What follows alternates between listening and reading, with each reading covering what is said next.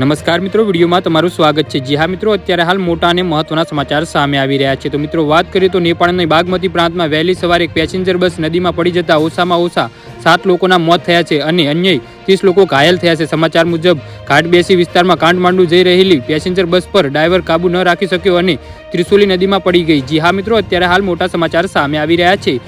ધાણેંગી જિલ્લાના પોલીસ કચેરીના પોલીસ અધ્યક્ષ એસીપી ગૌતમ કેસીના જણાવ્યા અનુસાર અકસ્માતમાં એક મહિલા સહિત ઓછામાં ઓછા 7 લોકોના મોત થયા હતા।